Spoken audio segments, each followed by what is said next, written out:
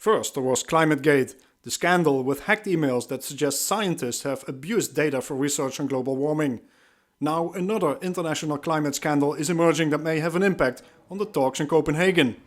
Europe's top police body Europol, the closest thing that the EU has to the American FBI, has exposed a massive fraud with the union's official market in carbon credits, the Emission Trading System. The fraud is costing taxpayers in a handful of European countries more than €5 billion. That's more than $7 billion. And it also raises doubts about the effectiveness of carbon trading as a measure to curb emissions. Europol Director Rob Wainwright issued the following statement. These criminal activities endanger the credibility of the European Union emission trading system and lead to the loss of significant tax revenue for governments.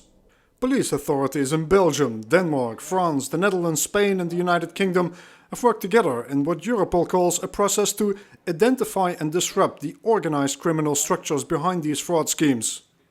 Let's see if I can explain the scheme using this graphic provided by Europol.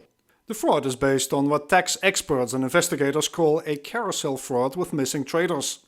This carousel generates money by stealing value-added tax or sales tax from the national governments. The first step of the criminals is to open a trading account with a national carbon registry in the name of a newly registered company. From there, this company buys EU emission allowances in another country on one of the 6 official carbon exchanges.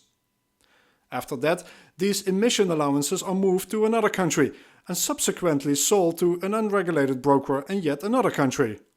This broker then charges VAT or sales tax on the transactions, and he does not pay the collected VAT to the tax authorities. And just before they realize that this company owes them huge amounts of VAT, basically a period of a few months, the company and its owners disappear. A new company then is set up using other frontmen to repeat the carousel. The crime rings that run such schemes can have several dozen or hundreds of companies whose real owners are difficult to trace. Basically, this type of fraud is possible because European countries continue to disagree on single market tax legislation. Carousel fraud therefore is a constant feature in the European cross-border market.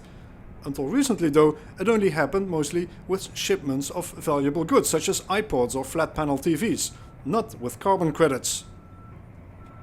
The emission trading system in Europe was set up in 2005 as part of the European Union's efforts to curb emissions of greenhouse gases. This topic now is at the top of the agenda at the UN Climate Summit in Copenhagen this week and next.